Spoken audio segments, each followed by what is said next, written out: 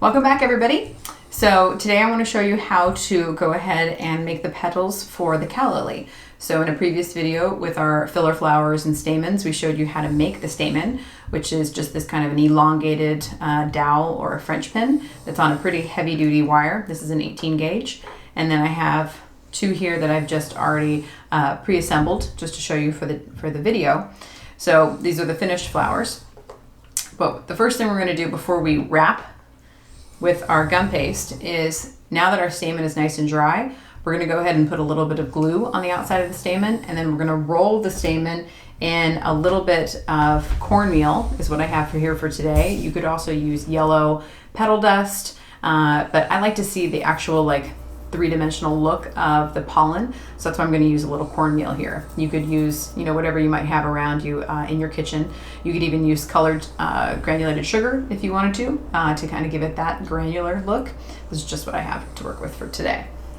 So I'm going to take a little bit of my glue. You could also use pasteurized egg white for this purpose. I could use a little bit of water, but I'm just going to run a little bit of glue all over, but I want it to be fairly thin, so the cornmeal doesn't clump up on one side. And then I'm just going to roll this into the cornmeal and press it into the cornmeal to make sure that it adheres to the stamen, and then tap off any of the excess. So now I have kind of a more three-dimensional look, a little bit more life to it. It doesn't just look like a yellow center, but it has that kind of texture to the outside. So I'm going to place this into a little bit of foam while I go ahead and cut out and shape my petal with you.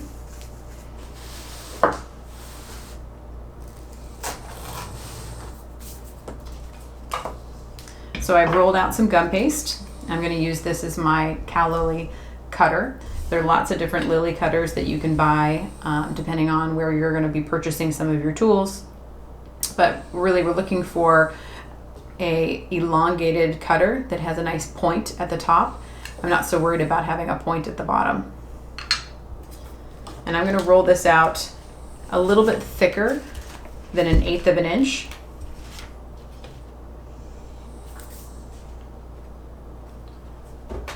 I'm going to press that right into my gum paste.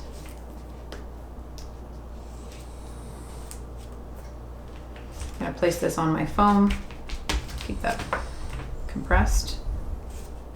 And then we're going to use the wide end of our balling tool to start.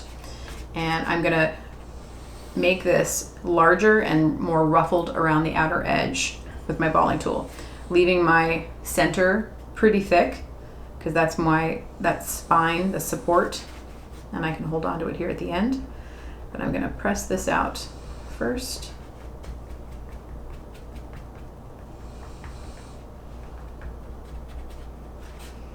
And then I can curve and elongate my petal.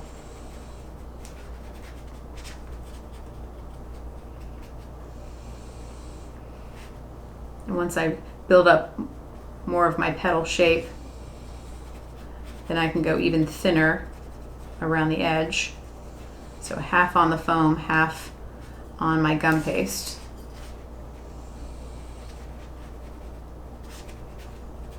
Using whatever compressed foam you have, but you can notice that if I just kind of ruffle back and forth, I start to create those little bit of an edge. If I want it more pronounced, use the small side of your balling tool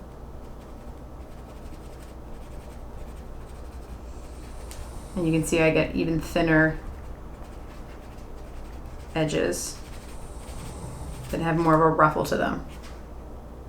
Not worrying so much here at the bottom at all, because no one's going to really see that when I'm done. So now I'm going to go ahead and put some glue down. I'm working from the bottom up. My stamen's going to go in about 2 inches, but I also need to make sure I have a little glue to wrap at the bottom. So I take the stamen that we've just prepared. I'm going to place that in, leaving about a ½ inch from the bottom. I'm going to press it in. Make sure it adheres. And then I can carefully lift this off the foam. And then I'm going to wrap here at the base, folding one side down, and then fold the other side over. And I want to make sure that it adheres here first, nice and snug around my, this is a thick, it's an 18 gauge wire. So I want to make sure that it's pretty firm. There's no air bubbles, there's no gaps. And then with the rest of my flower, if I were to just let it dry in my foam, you can see how much it would droop down. So instead I need to find something that I can dry this, make it not completely flat on the back, but I also don't want to open up completely for my petal. So you want to think about what you may have around you that you could use. If you have a towel, maybe just a little cornstarch down on one side. I can curl this into a shape and give it a little life and movement at the same time. You could even put a little bit of cotton on the inside or a balled up piece of saran wrap if you have it, if you want your stamen to look like it's coming away from your flower. But I want to give this a little bit of life to it before I let it just dry completely. I'm going to go with that one right there. So then I have a little bit of movement here. So you can see with the flower that's already dry, it dried just on a slight arc, just like this next one is drying too. So I've wrapped this one with a little bit of floral tape. I just want to show you how quick you can do the same. So we have some floral tape here. In the previous videos you may have seen, and I've mentioned that you need to stretch this when you're wrapping it. So I'm going to stretch it to begin. I'm going to hold onto it as I start to twist. Make sure it's really tight. Make sure it's tight at the top first. And then I start to pull and stretch as I work my way down. And you're really just going to be spinning your petals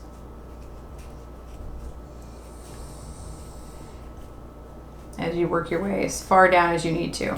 Then I can rip off the excess. So if I'm making a spray of calla lilies, I'd want to go ahead and wrap my flowers first with my wire. You're going to want to prepare some leaves to go alongside with your calla lilies, but once you've wrapped them, then I can start to bend and shape to create a spray. And a spray is just a cluster of flowers. So it could be filler flowers, it could be all of the same type of flower, but you want to wrap your petals individually first, and then right where you want to gather them, then you would begin to wrap them together. And you would do the same as you did individually. You start with a nice tight edge, you start to kind of bend and stretch, and then if I wanted to add another flower, or if I wanted to add a long leaf, calla lilies have very long dramatic leaves to them, I would go ahead and wire those individually and then place that here and continue stretching as I wrap my way down. And then that would continue on until I had to have a full spray. But it's really quick and easy to wrap these with floral tape if you have some, whether it be white and then color it with green, or if you have green, you can go ahead and do so. If you have green wires, then you can skip the floral tape wrapping altogether until you're ready to actually gather together a spray of flowers. If you wanted to go back and steam these to give them kind of that glistening look, just make sure you have your steamer nearby. Move your flowers in and out of the steamer just like we did on the rose video. I'm going to go ahead and let these continue to dry, attach my flower that I just made with you here once it's dry, and also attach it with some leaves. So I hope everybody's staying busy. If you have any questions, please reach out, and I will talk to you soon.